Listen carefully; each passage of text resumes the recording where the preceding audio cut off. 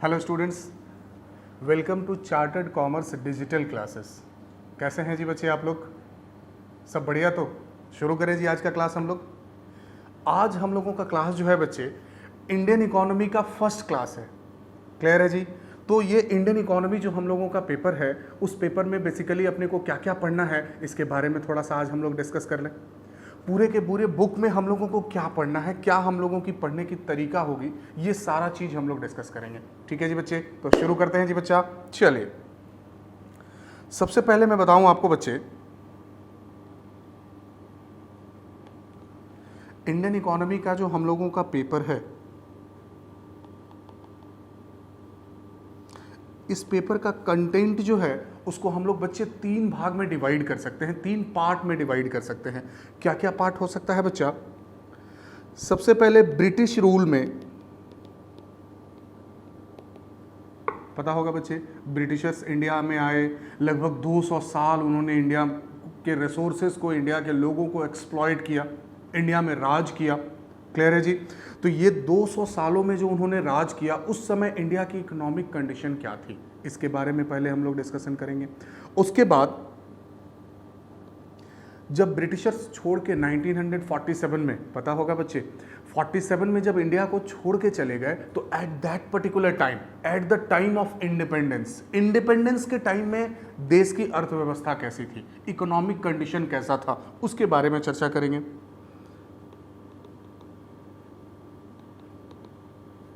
Eight the time of independence. Clear है जी? उसके बाद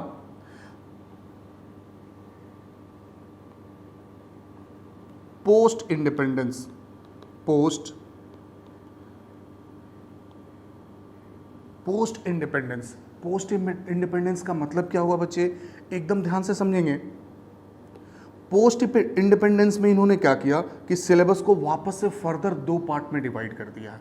किस किस पार्ट में डिवाइड किया है सर? समझो बच्चा, एक 1947 से लेके और 1990 तक, और दूसरा 1991 से लेके टिल डेट।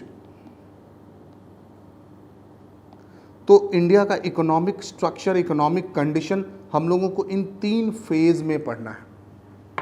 समझ में आ गई बात जी बच्चे? क्लियर है जी? सबसे पहले ब्रिटिशर्स रूल करने आए, तो उन्होंने किस तरीके से भारत पे राज किया, उनके राज करने से इकोनॉमिक कंडीशन हमारा क्या हुआ, ये तो बहुत शॉर्ट में हम लोगों को पढ़ना है। उसके बाद से eight the time of independence, जब इंडिपेंडेंस के समय ब्रिटिशर्स इंडिया को छोड़ के गए, तब हमारी आर्थिक अवस्था कैसी थी, इकोनॉमिक कंडीशन कैसा था। क्लियर है जी?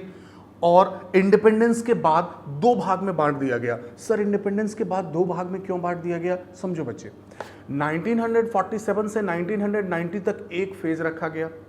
1990 के बाद फेजेस को चेंज इसलिए किया गया क्योंकि 1990-91 में भारत की अर्थव्यवस्था बहुत बुरे दौर से गुजर रही थी। क्लियर है जी? एक बाकायदा चैप्टर है इसके बारे में पढ़ने का। इतनी ज़्यादा हमारी अर्थव्यवस्था खराब स्थिति से गुजर रही थी कि आप इमेजिन नहीं करेंगे बच्चे, अगले 10 से 15 दिन का इंपोर्ट करने के लिए फॉरेन करेंसी भी हमारे पास नहीं था। फॉरेन करेंसी समझ रहे हैं बच्चे? इंडिया का करेंसी रुपीस, फॉरेन करेंसी बोले तो यूएस का करेंसी डॉलर। क्लियर है जी? तो अगर हम विदेश से कोई गुड्स मंगाना चाहते हैं फॉरेन कंट्री से, तो मेरे पास फॉरेन एक्सचेंज का रिजर्व होना चाहिए। क्लियर है जी? तो इंडिया की स्थिति 1990-91 में बहुत सारे फैक्टर्स थे जिनके कारण ऐसी स्थिति बन गई कि हम लोगों के पास अगले 12-15 दिनों का गुड्स इंपोर्ट करने के लायक भी फॉरेन करेंसी नहीं था। समझ में आ रही बात जी? क्लियर है? अब गवर्नमेंट को अपना पूरा का पूरा पॉलिसी चेंज करना पड़ा। उस समय मनमोहन सिंह जी हमारे फाइनेंस मिनिस्टर थे और पीवी नरसिम्हा राव साहब जो हैं वो हमारे प्राइम मिनिस्टर थे। उन्होंने बहुत ही अच्छा पॉलिसी उस समय लॉन्च किया था। आप अगर पहले से जानते होंगे बच्चे, LPG policy. LPG policy sir? हाँ जी बच्चे, liberalisation, privatisation and globalisation. Sir हम लोग तो लिक्विफाइड पेट्रोलियम गैस समझ रहे थे। नहीं जी बच्चा, आपका वो जो सिलेंडर गैस यूज़ करते हैं जिससे रोटी बनाते हैं, वो वाला नहीं जी एलपीजी। दैट इज़, वो शॉर्ट में बोलते हैं लिबरलाइजेशन, प्राइवेटाइजेशन एंड ग्लोबलाइजेशन। समझ में आ रही बात जी? क्लियर है जी बच्चा? तो इसीलिए इकोनॉमिक स्ट्रक्चर को, इकोनॉमिक फेज को 1991 के बाद बहुत सारे गवर्नमेंट ने पॉलिसीज चेंज किए, तो उसको एक सेकंड दौर कहा गया, और उसके पहले 1991 के पहले 1947 से लेके उसको फर्स्ट दौर कहा गया, फर्स्ट फेज कहा गया। तो वो हम लोग अलग अलग करके पढ़ेंगे। समझ में आ रही बात जी? तो ये हमारा सिलेबस का कंटेंट होगा बच्चे। क्लियर? ब्रिटिशर्स हमारे इंडिया में आए, कैसे उन्होंने इंडिया को एक्सप्लॉइट किया, उन्होंने क्या किया बच्चे, इंडिया को उन्होंने अपना एक कॉलोनी बना लिया। ध्यान से समझेंगे बच्चे, कॉलोनी का मतलब क्या होता है, समझ रहे हैं जी बच्चे? जैसे आजकल क्लास 11-12 के बच्चे जो हैं वो बोलते हैं ये मेरा कॉलोनी है, बोले तो ये मेरा एरिया है ना जी बच्चे, ये मेरा एरिया है, मेरे एरिया में आके देखो तब तुमको बताते हैं, ऐसे बच्चे बोलते हैं जी। तो मेरा एरिया है मीन्स व्हाट, यहाँ के हम राजा हैं, यहाँ के हम बादशाह हैं। समझ में आ रही बात जी? उसी तरह बड़े लेवल पे थोड़ा सा सोचेंगे, ब्रिटिशर्स जो हैं इंडिया में बिजनेसमैन के तहत आए थे, पढ़े होंगे बच्चे आप हिस्ट्री में। 1757 में एक तरह से देखिए तो फुल फ्लेज्ड कंट्रोल उन्होंने कर लिया था इंडिया में, 1757, और तब से 1947 तक अप्रॉक्सीमेटली 200 साल तक उन्होंने शासन किया। समझ में आ रही बात जी? अब देखिए उन्होंने क्या किया बच्चे, इंडिया को अपना एक कॉलोनी बना लिया। कॉलोनी का मतलब क्या बना दिया बच्चे? कॉलोनी का मतलब ये होता है, एक कंट्री जब दूसरे कंट्री को इकोनॉमिकली कंट्रोल करता है, उसके पॉलिसीज को कंट्रोल करता है, तो भारत पे उन्होंने कब्जा किया और भारत को इकोनॉमिकली अपने हिसाब से चलाना शुरू किया। समझ में आ रही बात जी? तो जब एक कंट्री दूसरे कंट्री के इकोनॉमिक पॉलिसीज को अपने हिसाब से चेंज करता है, अपने प्रॉफिट के हिसाब से उसको अपडेट करते रहता है, तो that is known as colony.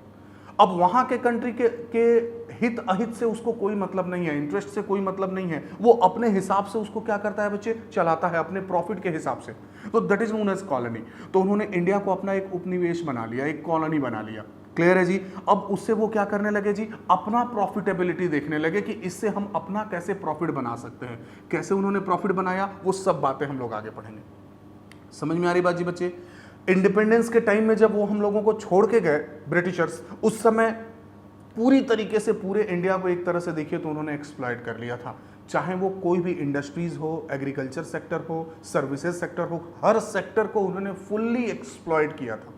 उसके बाद धीरे धीरे भारत सरकार ने, बहुत सारे प्रधानमंत्री आए, उन्होंने अपने अपने ऑब्जेक्टिव्स के हिसाब से प्लान्स सेट किया और धीरे धीरे इकोनॉमिक कंडीशन को इंडिया का क्या किया बच्चे, अच्छा करने का प्रयास किया। क्लियर है जी? तो वो पोस्ट इंडिपेंडेंस की बात है। मैंने कहा था बच्चे कि पोस्ट इंडिपेंडेंस में हम लोगों को 2 पार्ट पढ़ना है, 47 से 1990 तक, और 1991 में गवर्नमेंट ने मेजर पॉलिसी में चेंजेस लाया था, इसीलिए 1991 के पार्ट को बिल्कुल डिफरेंट रखा गया, तो ये पढ़ना है। बिल्कुल लास्ट चैप्टर जब आप देखेंगे बच्चे, तो पूरा का पूरा इंडिया का स्ट्रक्चर एक तरह से देखिए तो पिछले 300 साल का इंडिया का स्ट्रक्चर, इकोनॉमिक कंडीशन इन्होंने आपको पढ़ा दिया। लास्ट चैप्टर में इनका इंटेंशन क्या है कि अब इंडिया का कंपैरिजन चाइना के इकोनॉमिक कंडीशन के साथ कैसा है, पाकिस्तान के कंपैरिजन में हम लोग कहाँ स्टैंड करते हैं। तो ये जो 2 हमारे नेबरिंग कंट्रीज़ हैं, उन नेबरिंग कंट्रीज़ के अलग अलग पैरामीटर्स के बेसिस पे इंडिया के इकोनॉमी को उन्होंने क्या किया जी बच्चे, कंपेयर किया। तो that is the last chapter जो हम लोगों को पढ़ना है, comparison between India, Pakistan and China among different parameters. Clear है जी बच्चे? तो शुरू करें जी आज का पहला क्लास। ठीक है जी, चलिए बच्चे।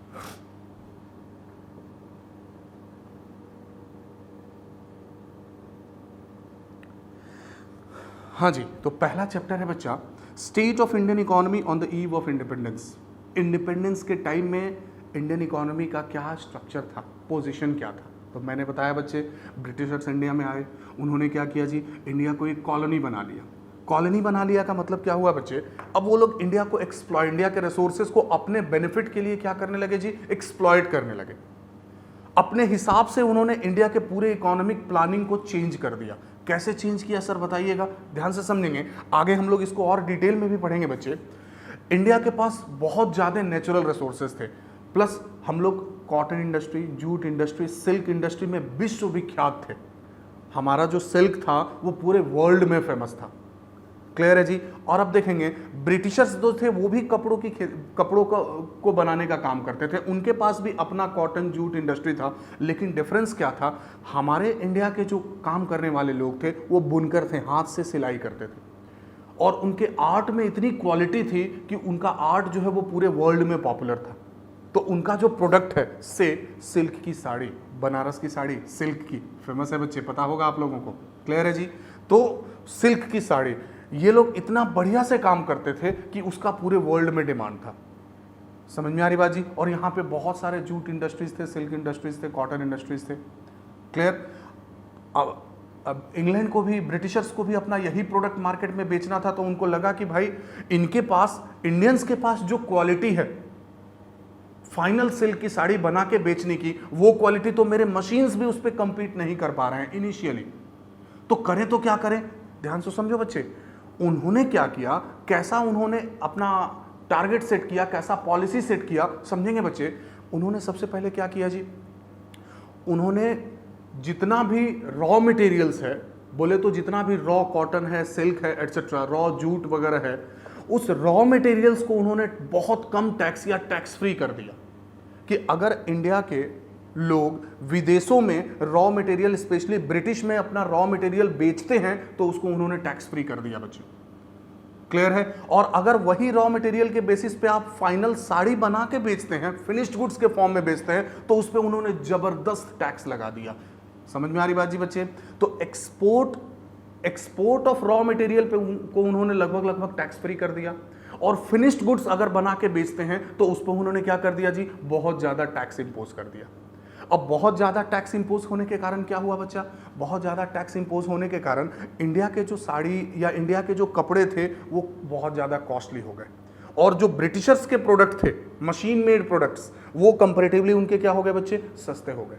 समझ में आ रही बात जी? वो कंपैरेटिवली क्या हो गए जी, सस्ते हो गए। तो ऑब्वियस ही बात है कि जो प्रोडक्ट मुझे महंगा मिलेगा वो हम नहीं खरीदेंगे। तो ब्रिटिशर्स के फाइनल प्रोडक्ट्स का, फिनिश्ड गुड्स का डिमांड जो है वो मार्केट में क्या हो गया बच्चे, ज़्यादा हो गया, और इंडियंस की हालत ख़राब हो गई क्योंकि उनका प्रोडक्ट बिक नहीं रहा था, उस पर बहुत ज़्यादा टैक्स लगा हुआ था। आप समझेंगे बच्चे? तो इंडियंस की जब हालत ख़राब हो गई तो इंडियंस वे आर फोर्स्ड, हमारे जो इंडियन बिजनेसमैन थे, they were forced to sell the raw material only because that was almost tax free. वो लगभग क्या था जी बच्चे, टैक्स फ्री था। तो वो लोग इसी चीज को सेल करने के लिए बाध्य हो गए। समझ में आ रही बात जी बच्चे? तो इंडिया एक तरह से देखिए तो क्या हो गया, India was major exporter of raw material. India raw material export करने लगा बच्चे। क्लियर है जी? अब आप समझे बात, मैं आपको सिंपल ये बताना चाह रहा हूं कि हम लोग इतना मेहनत करके गेहूं उपजा रहे हैं, और ब्रिटिशर्स ने क्या किया है बच्चे, उन्होंने एक आटा बनाने का मशीन खाली लगा दिया है। वो हमसे रॉ मटेरियल गेहूं खरीदते थे सस्ते दामों में। क्लियर है जी? उससे आटा बनाते थे, और आटा बना के उसकी पैकेजिंग करके वापस हम ही को महंगे दामों में बेचते थे। हम बोलते थे भाई मेरे पास भी आटा बनाने का मशीन है, मुझे बनाने दीजिए, तो उस प्रोडक्ट पे बहुत ज्यादा टैक्स लगा दिए। समझ में आ रही बात जी बच्चे? Means we were the exporter of raw materials and we were the importer of finished goods. Just think, हम लोग उसी चीज का रॉ मटेरियल एक्सपोर्ट करते थे, और उसी का फिनिश्ड गुड जो मैं भी बना सकता हूं, जो हम भी बना सकते हैं, उसको हम लोग क्या करते थे बच्चे, इंपोर्ट करते थे। समझ में आ रही बात जी? क्लियर है? That was the technique adopted by the Britishers, अपने इंडस्ट्रीज को ज्यादा प्रॉफिटेबल बनाने के लिए, अपने इंडस्ट्रीज को और एक्सपेंड करने के लिए ये काम उन्होंने करना शुरू किया। क्लियर है जी बच्चे? चलिए जी, तो आगे और भी डिटेल में हम लोग ये सारे बात पढ़ेंगे बच्चे। शुरू करते हैं टॉपिक जी। चलिए, सबसे पहले हम लोगों का टॉपिक क्या है जी बच्चे, इंडिपेंडेंस के टाइम में हमारी आर्थिक व्यवस्था कैसी थी, इकोनॉमिक कंडीशन कैसा था, भारत की इकोनॉमी कैसी थी। ये समझने के पहले ऑब्वियस ही बात है कि हमें समझना पड़ेगा बच्चे what is the meaning of economy. Clear है जी? देखेंगे बच्चा, before we came to know the structure of the Indian economy at the time of independence, it becomes essential to understand the meaning of economy. ये हमारे लिए जानना बहुत जरूरी है कि ये इकोनॉमी होता क्या है। ध्यान दे बच्चा, economy is the aggregate of economic activities of the country within which various types of goods and services are produced, distributed and consumed. इन्होंने क्या कहा जी बच्चे, इकोनॉमिक्स क्या है जी, economics is the aggregate of economic activities. आप पढ़े होंगे बच्चे इकोनॉमिक एक्टिविटीज, बिजनेस स्टडी में पढ़े हैं बच्चे, chapter number 1 topic number 1 human activities पढ़े हैं बच्चा। Human activities can be divided into 2 types. कौन कौन सा टाइप्स है जी, इकोनॉमिक एक्टिविटी और नॉन इकोनॉमिक एक्टिविटी। ध्यान देंगे बच्चे, बीएसटी का जो हमारा इकोनॉमिक एक्टिविटी का मतलब है, इकोनॉमिक्स में इकोनॉमिक एक्टिविटी का थोड़ा सा और बड़ा मतलब है। बीएसटी में हम लोगों ने पढ़ा था कि हर वो एक्टिविटी जो हम करते हैं और उसके इन रिटर्न मुझे पैसा मिलता है, पैसे के लिए जो नॉर्मली एक्टिविटीज़ परफॉर्म करते हैं that is known as economic activity. पढ़े थे यही बच्चा? समझ में आ रही बात जी? क्लियर है? लेकिन यहां पे इकोनॉमिक एक्टिविटीज का मतलब थोड़ा सा और वाइड होता है बच्चे। इकोनॉमिक एक्टिविटीज का मतलब होगा all the activities which are normally performed for the satisfaction of human wants. Human wants को सेटिस्फाई करने के लिए हम लोग जो जो एक्टिविटीज परफॉर्म करते हैं और उससे जो जो गुड्स और सर्विसेज का एक्सचेंज करते हैं that will be known as economic activity. Sir इसका मतलब क्या हुआ? बिल्कुल बच्चे, मैं एग्जांपल के साथ समझाऊंगा आपको। जो भी ह्यूमन नीड्स को सेटिस्फाई करने के लिए हम लोग गुड्स और सर्विसेज का एक्सचेंज करते हैं, all those activities will be considered as economic activities as per economics. Example क्या हो सकता है बच्चे? कंजम्पशन। क्या एग्जांपल बोला ना बच्चे मैंने? नंबर 1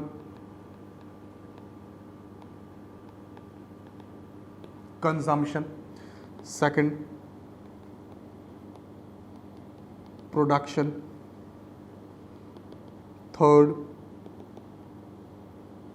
exchange, fourth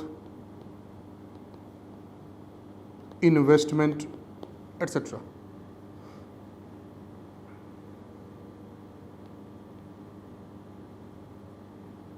हो गया जी बच्चा?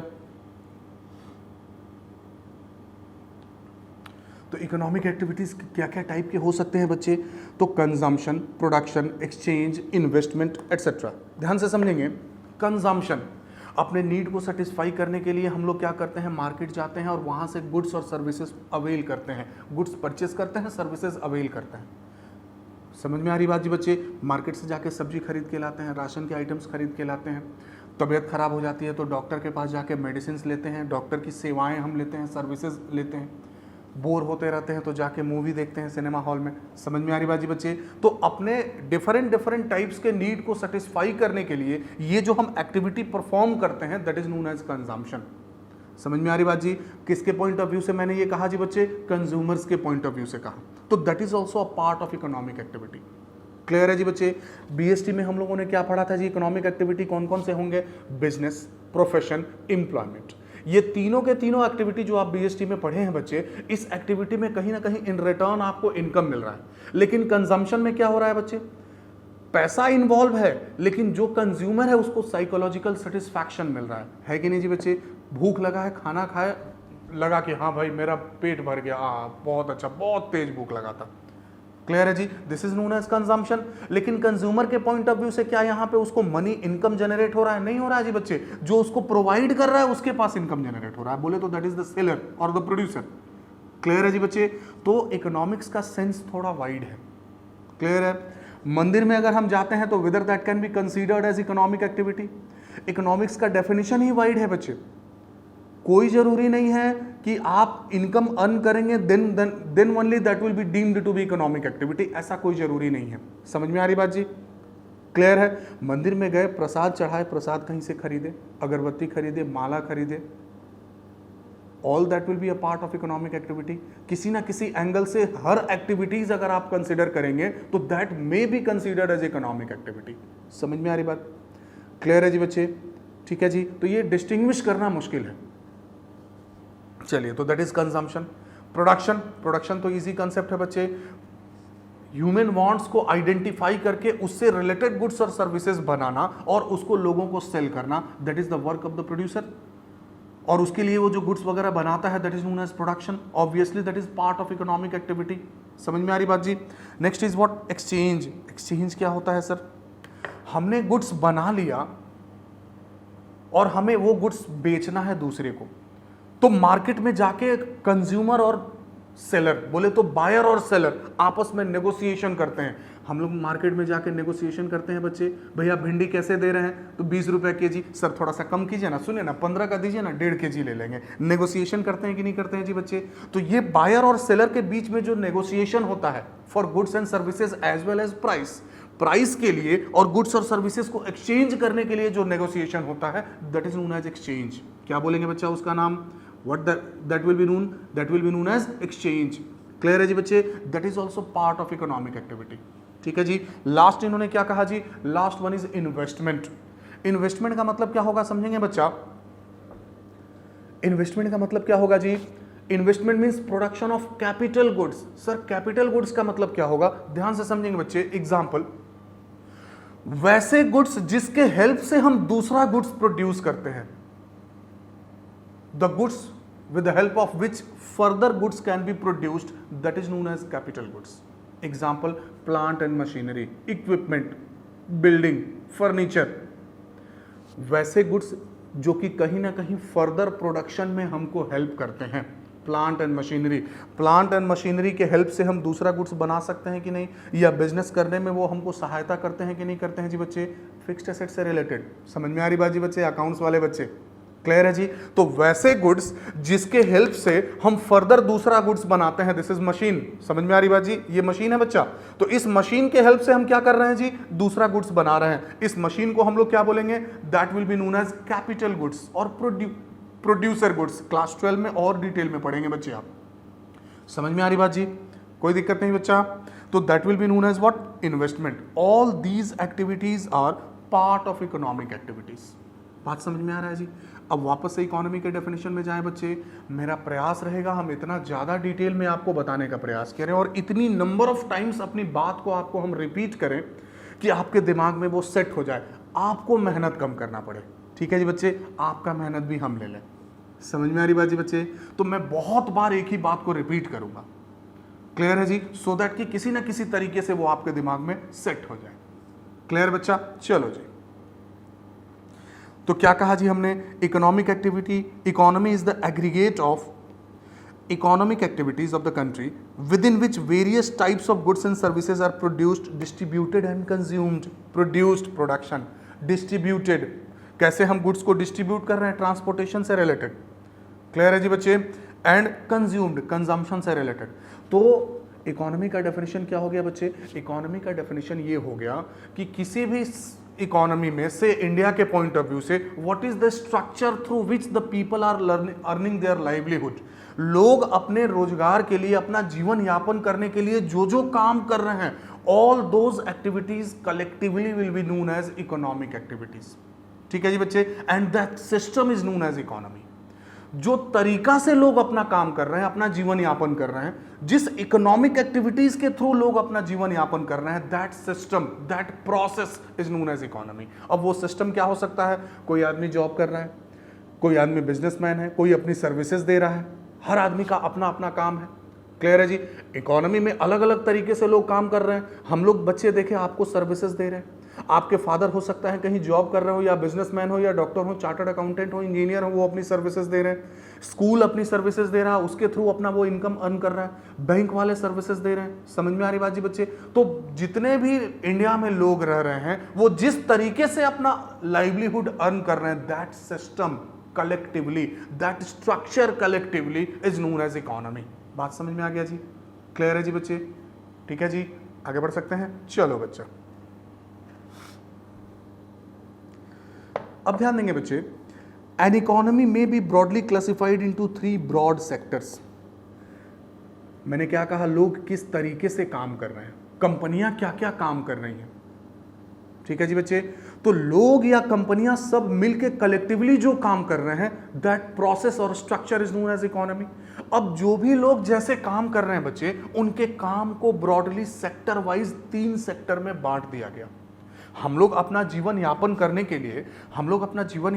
के लिए किस तरीके से कौन कौन सा काम कर रहे हैं, काम के बेसिस पे इन्होंने क्या किया बच्चे? सेक्टर जनरेट कर दिया। 3 सेक्टर, 3 पार्ट में लोगों को क्या कर दिया? काम के बेसिस पे डिवाइड कर दिया, उनका अलग ग्रुप बना दिया। क्या क्या पार्ट हो गया बच्चे? ध्यान से समझेंगे। Primary sector, secondary sector and tertiary sector. Primary sector, secondary sector and tertiary sector. Primary sector का मतलब क्या होता है? समझो बच्चा, बिल्कुल ध्यान से। It consists of agriculture and allied activities. वैसे लोग जो कि डायरेक्टली एग्रीकल्चर या उससे रिलेटेड एक्टिविटीज में इंगेज्ड हैं, those will be covered under primary sector. बात समझ में आया जी बच्चे? जो लोग एग्रीकल्चर या उससे रिलेटेड एक्टिविटीज में इन्वॉल्व हैं, वो कौन सा सेक्टर में आएंगे जी बच्चे? Those will be covered under primary sector. Clear है जी? एग्जाम्पल क्या होगा बच्चे? Animal husbandry, forestry, fishery etcetera, directly जो नेचुरल रिसोर्सेज पे डिपेंडेंट है, वही उनका सोर्स ऑफ लाइवलीहुड है, उसी में वो कुछ ना कुछ इंगेजमेंट करके और डायरेक्टली क्या कर रहे हैं जी बच्चे, अपना जीवन यापन कर रहे हैं। That is known as primary sector. Example farmers, farmer खेती करते हैं, डायरेक्टली नेचुरल रिसोर्सेज पे डिपेंडेंट है, धान गेहूं की खेती करते हैं बच्चे, क्लियर है, और उसको क्या करते हैं, वो उसी फॉर्म में उसको मार्केट में नॉर्मली ले जाके बेचते हैं, तो that will be covered under primary sector. कोई दिक्कत नहीं जी बच्चे। इसमें एनिमल हस्बेंड्री, पशुपालन, फिशरी वगैरह, हॉर्टिकल्चर सुने होंगे बच्चे, वो खेती करते हैं जी बच्चे, फूलों की खेती करते हैं, अलग अलग बागवान लगाते हैं और वो लोग मार्केट में उसको क्या करते हैं बच्चे, सेल करते हैं। ये सारे के सारे प्राइमरी सेक्टर में आएंगे, जो डायरेक्टली नेचुरल रिसोर्सेज पे डिपेंडेंट है। कोई दिक्कत नहीं जी बच्चा, क्लियर है। चलिए जी आगे, नेक्स्ट क्या बोले जी बच्चे, secondary sector. Secondary sector is also known as manufacturing sector. अब ध्यान देंगे बच्चे, वो सेक्टर जो कि कहीं ना कहीं प्राइमरी सेक्टर पे डायरेक्टली या इनडायरेक्टली डिपेंडेंट है। प्राइमरी सेक्टर से का फिनिश्ड गुड्स को नॉर्मली वो एज अ रॉ मटेरियल लेता है, उसकी प्रोसेसिंग करता है, उससे उसको बनाता है, मैन्युफैक्चर करता है, और उसकी पैकेजिंग करके और फाइनल फिर कंज्यूमर्स को क्या करते हैं बच्चे, सेल करते हैं। That will be known as secondary sector. बात समझ में आ रहा है जी, क्लियर है जी बच्चे। क्या बोलेंगे जी उसको, सेकेंडरी सेक्टर, ठीक है जी। तो मैंने कहा क्या कहेंगे जी उसको, that will be known as what, secondary sector. तो सेकेंडरी सेक्टर में क्या आएंगे जी बच्चे, सेकेंडरी सेक्टर में आएंगे इंडस्ट्रीज। इंडस्ट्रीज सेकेंडरी सेक्टर में, क्लियर है जी। क्योंकि इंडस्ट्रीज क्या करते हैं जी बच्चे, प्राइमरी सेक्टर से कहीं ना कहीं रॉ मटेरियल वगैरह लेते हैं और उसकी प्रोसेसिंग करते हैं, उसकी मैन्युफैक्चरिंग करते हैं, फिनिश्ड गुड्स बनाते हैं, फिर उसको कस्टमर्स को क्या करते हैं, फाइनली सेल करते हैं। समझ में आ रही बात जी। तो वो क्या हो गया हमारा सेकेंडरी सेक्टर। जैसे मैं आपको एक एग्जांपल दूंगा बच्चे, जैसे मैं एक एग्जांपल दूंगा, फार्मर ने, किसान ने खेती किया, गेहूं की का पैदावार किया, क्लियर है जी। और उस किसान ने क्या किया बच्चे, सोचा कि अब ये गेहूं हम मार्केट में ले जाके बेच दे।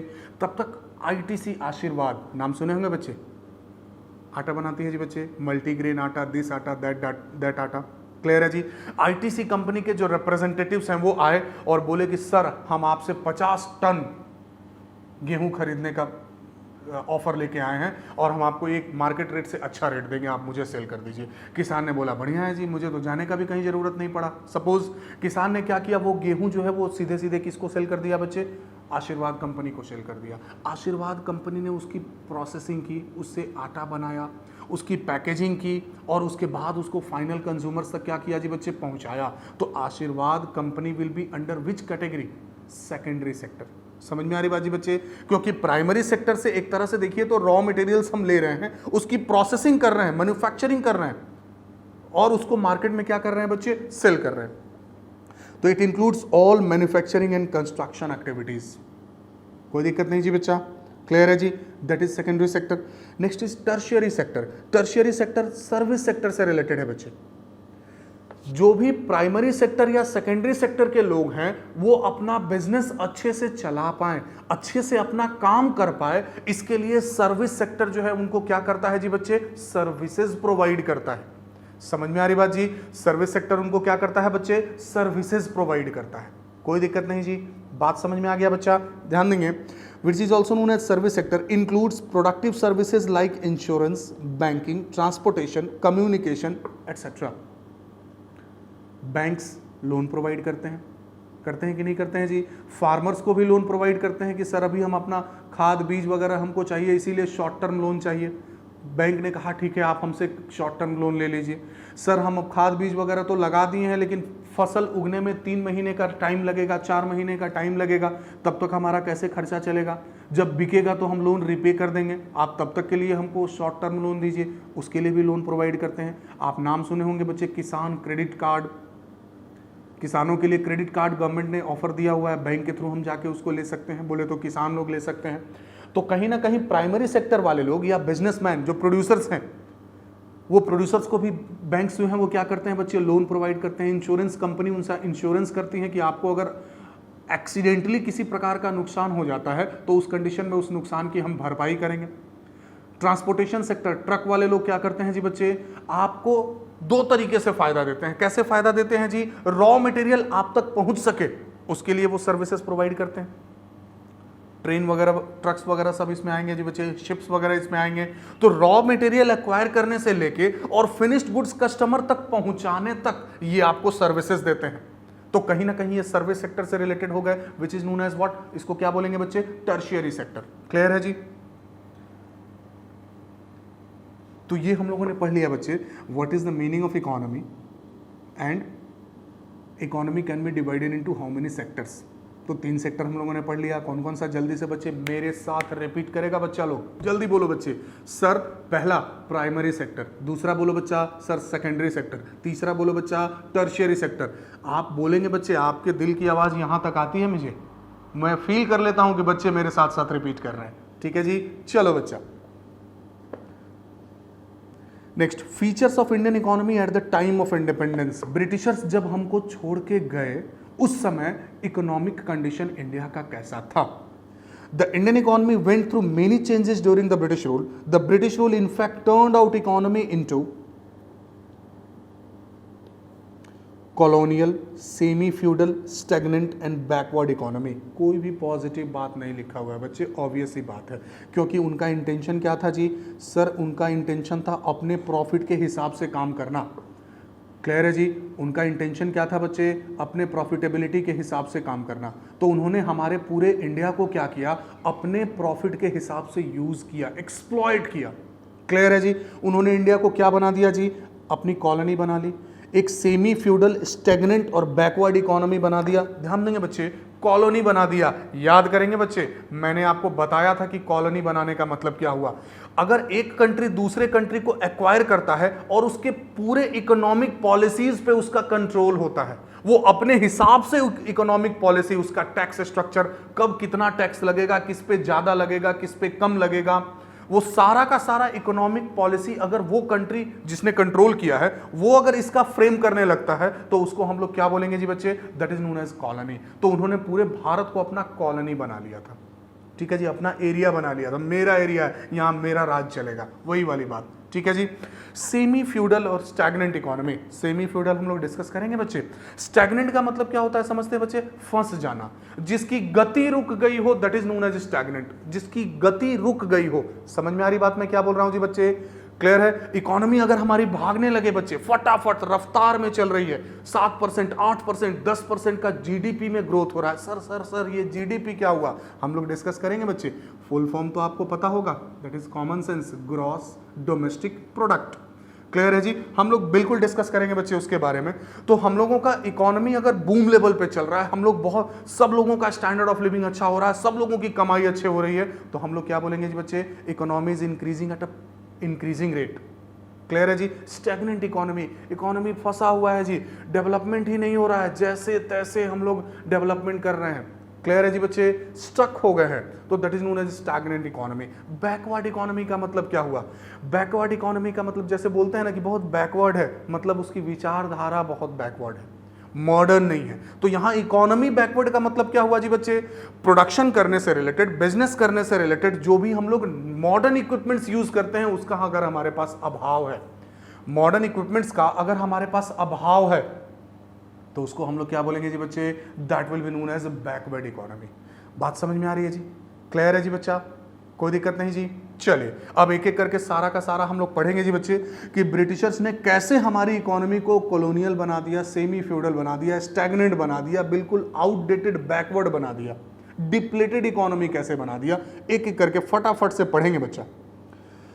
सबसे पहले colonial economy. India was just a feeder economy for the growing British industries. Feeder का मतलब जिसको खाना देने वाला। तो जो ब्रिटिश इंडस्ट्रीज थे, इंग्लैंड के जो इंडस्ट्रीज थे, इंडिया एक तरह से देखिए तो इसका अब अपना कुछ नहीं रहा, वो उन लोगों को खाना देने वाला था। खाना देने वाले का मतलब क्या हुआ जी बच्चे? हम लोग सिर्फ, समझो बच्चा, हम लोग सिर्फ ब्रिटिशर्स के लिए क्या था जी बच्चे? रॉ मटेरियल प्रोवाइडर थे। बस हम लोगों का कंट्रीब्यूशन यही था कि आपको जिन जिन चीजों की आवश्यकता होगी वो हम आपको प्रोवाइड करेंगे, जो जो खाना आपको चाहिए होगा वो खाना हम आपको प्रोवाइड करेंगे। तो India was a type of feeder for the British industries. बात समझ में आ रहा होगा बच्चा? एकदम हमारी बात ध्यान से समझते चलेंगे। इंडियन इकोनॉमी में आपको कुछ भी याद करने की आवश्यकता नहीं पड़ेगी। हाँ, कुछ कुछ डेटा है बच्चे, मैं बता दिया करूंगा कि दैट इज इंपॉर्टेंट, वो थोड़ा सा आपको मेहनत करना पड़ेगा, साथ में मेहनत करेंगे बच्चे हम लोग। ठीक है जी, चलिए। तो इंडिया क्या था जी बच्चे? India was just a feeder economy for the growing British industries. India was supplying raw material for the fast growing British industries and was also a ready market for the machine made British goods. Just think, मतलब हम लोग गेहूं उपजा के इतना मेहनत करके देते थे उनको, और उस गेहूं से वो लोग आटा बना के और वापस दुगने दाम पे हमको बेचते थे। जस्ट थिंक कैसे उन्होंने हमारे पूरे इंडिया पे कंट्रोल किया था। कंट्रोल का मतलब सिर्फ ये नहीं होता है बच्चे कि पुलिस से पिटवाना, अपनी सेना रखना, that is not the thing. Economically उन्होंने अपने क्लचेस में हम लोगों को रख लिया था। समझ में आ रही बात जी बच्चे? क्लियर है जी? हमारे सारे एक तरह से देखिए तो फाइनेंशियल कंडीशंस को उन्होंने चॉप कर दिया था, ब्लॉक कर दिया था। क्लियर है जी? तो जो भी ब्रिटिश के जो फास्ट ग्रोइंग इंडस्ट्रीज थे, हम लोग के एक तरह से क्या थे जी उनके, हम लोग एक तरह से उनके सिर्फ रॉ मटेरियल प्रोवाइडर थे। कोई दिक्कत नहीं जी बच्चा। और उनके पास हाई टेक्नोलॉजी, मॉडर्न इक्विपमेंट्स थे। उस इक्विपमेंट के थ्रू वो क्या करते थे जी बच्चे? मशीन से सामान बनाते थे। ऑब्वियस ही बात है, बोलो बच्चा, मैन मेड और मशीन मेड हो सकता है कि कुछ एक्सटेंट तक मैन मेड आपको कभी कभी अच्छा भी लगे देखने में, लेकिन स्पीड जो होगी मशीन की, फिनिशिंग जो होगी मशीन की, वो ज्यादा अच्छा होगा। बोलो बच्चा, वो ज्यादा होगा, अच्छा होगा कि मैन का स्पीड और एक्यूरेसी ज्यादा अच्छा होगा? सर ऑब्वियस ही बात है कि मशीन की एक्यूरेसी ज्यादा अच्छी होगी। समझ में आ रही बात जी? क्लियर है जी बच्चे? कोई दिक्कत नहीं? तो दैट वाज द प्रॉब्लम, ये प्रॉब्लम था जी। कोई दिक्कत नहीं जी बच्चा। वो क्या करते थे कि अब देखिए जो इंडिया के लोग थे, इंडिया के बिजनेसमैन थे, से वापस से अपना पुराना वाला एग्जांपल, कपड़ा वाला बिजनेस, सिल्क की साड़ी वाला बिजनेस। इंडियंस जो थे शुरू शुरू में उन्होंने कहा कि नहीं जी भैया, हमको रॉ मटेरियल नहीं बेचना है, हम अपना खुद का साड़ी बना के मार्केट में बेचेंगे। ब्रिटिशर्स ने कहा ओके। तो पहले उन्होंने कुछ नहीं कहा जी, लेकिन इंडियन साड़ीज की क्वालिटी इतनी अच्छी थी कि ब्रिटिश के जो फैक्ट्री मेड साड़ीज थे उस क्वालिटी के आगे वो बेकार थे। इनका इतना पूरे वर्ल्ड में डिमांड था। बात समझ में आ रही है जी? क्लियर है जी बच्चे? अब तो ब्रिटिशर्स को टेंशन हो गया कि हम करें तो क्या करें, हम अपने इंडस्ट्रीज को कैसे और एक्सपेंड कर सकते हैं, उनके डिमांड को कैसे फैला सकते हैं। तो उन्होंने क्या किया जी, इंडिया के जो फिनिश्ड गुड्स थे, बना हुआ साड़ी जो इंडिया का था, उस पर उन्होंने क्या किया, बहुत ज्यादा टैक्स लगा दिया।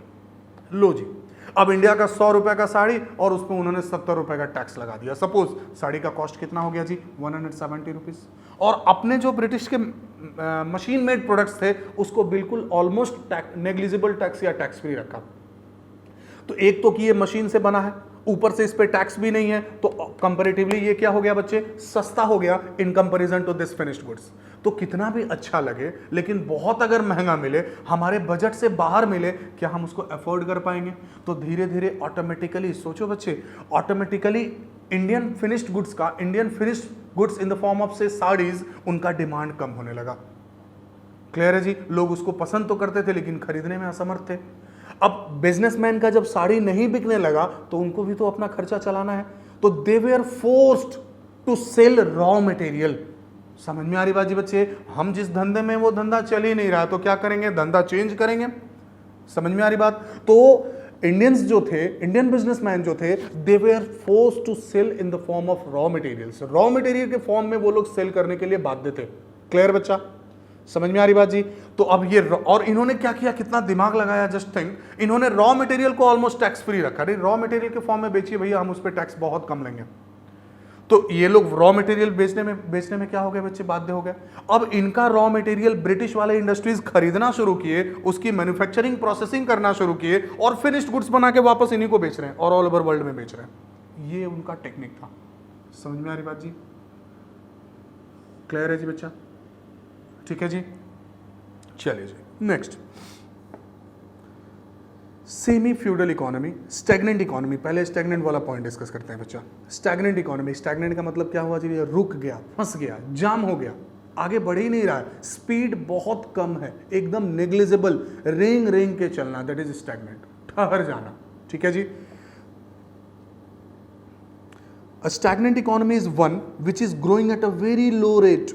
The colonial government never made any sincere effort to estimate India's national income and per capita income. देखेंगे बच्चे, उनको इंडिया के नेशनल इनकम और पर कैपिटा इनकम से कोई मतलब नहीं था। इंडिया का टोटल नेशनल इनकम कितना है, पर कैपिटा इनकम कितना है। सर ये पर कैपिटा इनकम का मतलब क्या होता है बच्चे? पर कैपिटा इनकम का मतलब होता है पर पर्सन इनकम, प्रति व्यक्ति आय से। इंडिया में अगर मान लीजिए कि 100 करोड़ लोग रह रहे हैं, सपोज इंडिया में 100 करोड़ लोग रह रहे हैं और पूरे इंडिया का नेशनल इनकम जो है वो 500 करोड़ है। समझ में आ रही बात जी? तो प्रति व्यक्ति आय, total national income divided by number of persons staying in India, बोले तो पॉपुलेशन ऑफ इंडिया। तो total national income divided by population करेंगे तो क्या निकलेगा बच्चा? एक व्यक्ति का एवरेज आय निकल जाएगा, that is per capita income और प्रति व्यक्ति आय। क्लियर है जी? तो उन्होंने कभी ये इंडिया का नेशनल इनकम या प्रति व्यक्ति आय निकालने का सोचा ही नहीं। निकालने का अगर सोचते तो फिर तो दिक्कत होता बच्चे, क्योंकि उन्होंने तो इंडिया को जाम करके रखा था, इकोनॉमी को जाम करके रखा था। पिछले साल अगर हमारी इकोनॉमी का से हम लोगों का लास्ट ईयर मान लीजिए नेशनल इनकम था 100 करोड़, इस बार का कैलकुलेशन करते और इस बार होता है 102 करोड़, 101 करोड़ या 100 करोड़, तो फिर सवाल उठने लगते। वो तो उनको तो ये दिखाना था कि नहीं हम लोग इंडिया को कंट्रोल किए हैं, तो देखिए इंडिया की इकोनॉमी को हम बड़े अच्छे से चला रहे हैं, हम लोगों का शासन बड़ा अच्छा है, इस तरह का वो प्रेजेंट करते थे।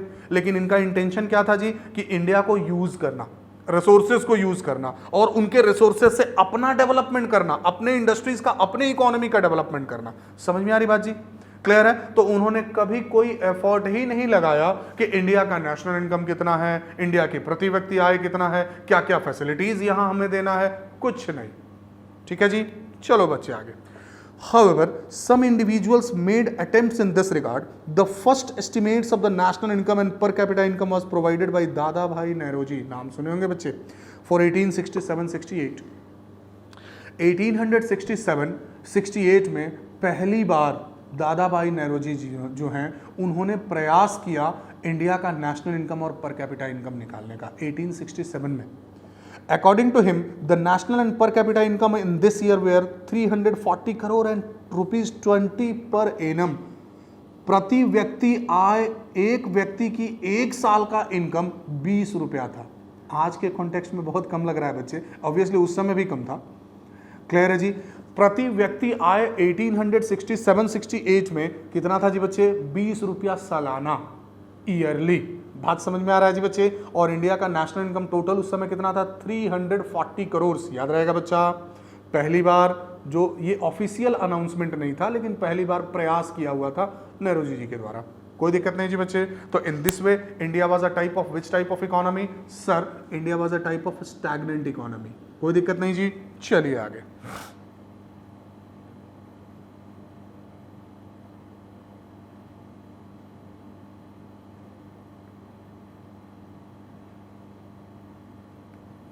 बस अगले क्लास में आगे का क्लास करेंगे जी बच्चे। बस आज चूंकि इंट्रोडक्शन क्लास था, अगले क्लास में आगे का टॉपिक फटाफट से हम लोग पढ़ेंगे। ठीक है जी बच्चे?